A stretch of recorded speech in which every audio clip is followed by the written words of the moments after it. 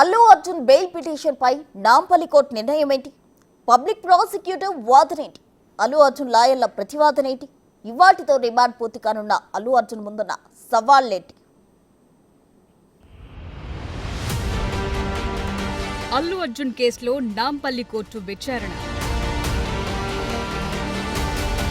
Counter దాఖలుకు time అడిగిన పోలీసులు. ఈ నెల 30కి విచారణ వాయిదా. వర్చువల్గా హాజరైన అల్లు అర్జున్. జనవరి 10కి విచారణ వాయిదా.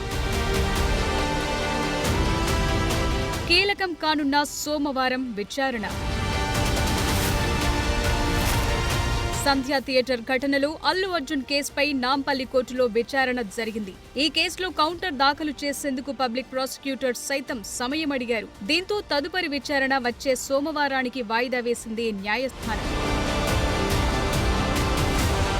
అల్లు అర్జున్ స్వయంగా కోర్టు ముందుకు హాజరవుతారని అందరూ భావించారు. కానీ శాంతి భద్రతలను దృష్టిలో ఉంచుకుని అల్లు అర్జున్ వర్చువల్గా హాజరవుతారని ఆయన తరపు న్యాయవాదులు కోరటంతో సానుకూలంగా స్పందించింది నాంపల్లి కోర్టు. వర్చువల్ విధానంలో హాజరయ్యేలా అల్లు అర్జున్ని అనుమతించింది.